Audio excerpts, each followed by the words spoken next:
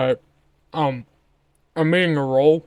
But this wasn't the video I planned on making, but it's a video that I thought was pretty interesting to make. So I have a Straw page where people can send me questions and things they draw on the little art thing that Straw page provides. And I got sent the question, why are you so positive about SpongeBob? Now I can understand why I would get sent this question. In my retrospective video, I was really positive on SpongeBob. Perhaps a bit too positive, but what are you gonna do? In fact, one example I can give is the Plankton movie. I was kind of a bit too positive with it in the video, because honestly, it's a very ugly film. I should have driven that point further. It's a very ugly film.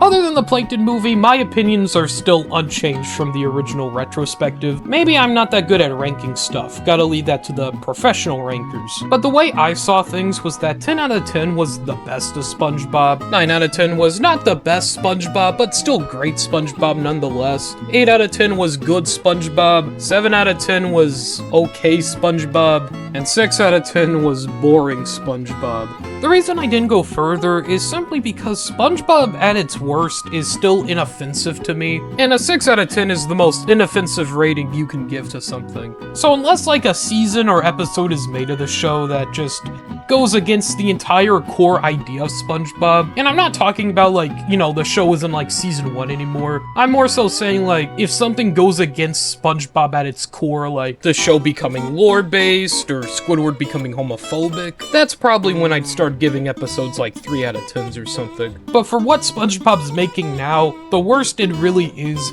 inoffensive to me. And I say to me because people have different sensibilities when it comes to the stuff they watch. What might be inoffensive to me might be like complete dog shit to someone else. We're all not gonna have the same opinion when it comes to something. Like, I don't want to say modern SpongeBob is good, you need to watch it. I'd say like, I like what modern SpongeBob's doing at the moment. Maybe you should give it a chance and see if you like it. I don't want to sway people into having my opinion, I just want them to give it a chance and see if they like it for themselves.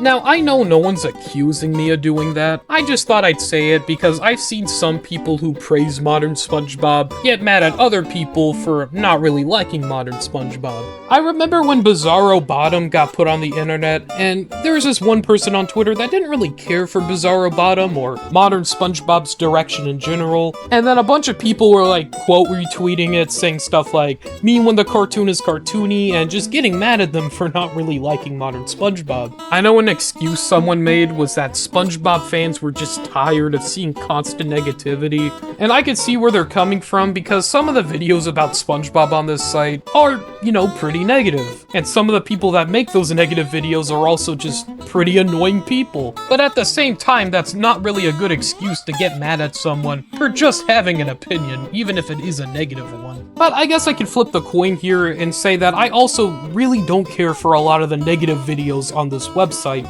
Shocker, I know. And that kind of leads into why I make more positive SpongeBob content, because I was kind of in this boat where I didn't really see a whole lot of positive SpongeBob videos on the internet. And I'm not trying to say they're non-existent, it's harder for me to find them because YouTube really favors the negative videos. So I was like, you know, fuck it, I just make my own videos and be positive. So couple that with the fact that I also just really enjoy SpongeBob, that's why I end up being a lot more positive towards SpongeBob. Now, I don't just make positive SpongeBob videos, I do make more informational or sometimes more negative SpongeBob videos. And simply, the reason I'm more negative in stuff like the spin-off video or the misconceptions video is that those aren't really positive situations to begin with, so understandably, I'm not going to be very positive when talking about those subjects. And I won't lie, the up-and-coming pizza delivery video isn't going to be a positive one either, because I'm talking about a pizza delivery video essay that I don't really agree with. And I guess I could say the Band Geeks video is a negative one, but I'm more negative on the fandom side of thing, less so the actual episode itself. I actually don't hate Band Geeks. I called it an animated atrocity because I was being a little bit of a cheeky bastard. And I guess being a cheeky bastard kinda bit me in the butt because I saw that Aw used the title and thumbnail of that video in his video about why Band Geeks is the best SpongeBob episode ever. If you don't like Band Geeks, you're not a real SpongeBob fan. If you don't like bad geeks, you're a doo-doo dunderhead. And I got associated with, like, SpongeBob Twitter people I don't even fucking interact with. So that's fun. Thanks all for watching the fucking video. But let's not end this video on a bad note. Hopefully this video explains why I'm so positive about SpongeBob, and... now there's not really much to talk about, so... bye-bye.